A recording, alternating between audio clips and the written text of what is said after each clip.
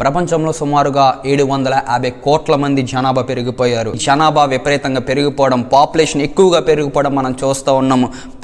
మనిషి పుడుతూ ఉన్నాడు, పెరుగుతూ ఉన్నాడు, ఉద్యోగాన్ని సంపాదిస్తూ ఉన్నాడు, వివాహాన్ని చేసుకుంటున్నాడు, పిల్లల్ని కంటున్నాడు, చక్కబెడుతున్నాడు.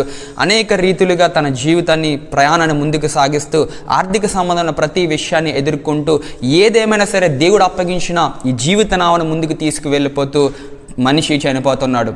ఈ లోకంలో పేదవారు చనిపోతారు, ధనికులు చనిపోతారు, పండితులు చనిపోతారు, పామరులు చనిపోతారు.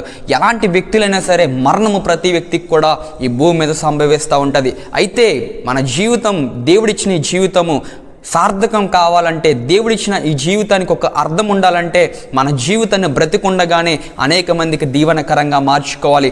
మనం చనిపోయిన తర్వాత మన పేరుని చెప్పుకొని 4 కుటుంబాలైనా బ్రతకాలి.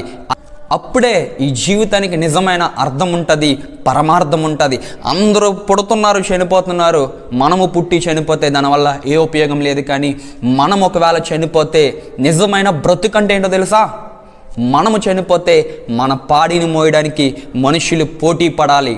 అది నిజమైన బ్రతుకంటే. మన దగ్గర ధనం లేకపోవచ్చు, మన దగ్గర అందం లేకపోవచ్చు, మన దగ్గర చదువు లేకపోవచ్చు, మన దగ్గర ఏ యోగ్యత లేకపోవచ్చు.